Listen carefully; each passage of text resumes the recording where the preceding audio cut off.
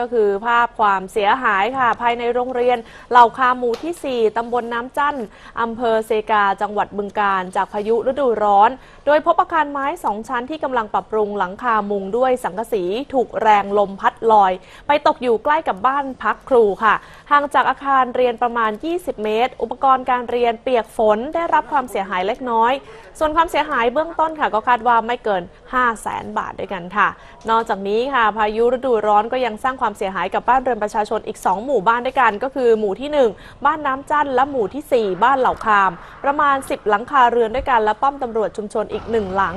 รวมถึงสวนยางพาราค่ะที่อยู่ในพื้นที่หมู่ 4แรงลมพัดต้นยางพาราหักโค่นเสียหายกว่า300 ต้นเบื้องต้นค่ะเจ้าหน้าที่ก็ได้ประสานหน่วยงานที่เกี่ยวข้องให้การช่วยเหลือต่อไปส่วนสภาพอากาศบริเวณประเทศไทยตอนบนมีอากาศร้อนโดยทั่วไปและมีฝนฟ้าคะนองเกิดขึ้นบางพื้นที่ส่วนมากบริเวณภาคตะวันออกเฉียงเหนือและภาคตะวันออกสำหรับภาคใต้เองก็มีฝนฟ้าคะนองบางพื้นที่ในช่วงวันที่ 20-23 มีนาคม 2561 ประเทศไทยตอนบนค่ะจะมีพายุฝนฟ้าคะนองลมกระโชกแรงฟ้าผ่า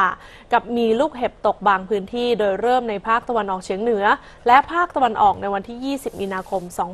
2561 ด้วยค่ะ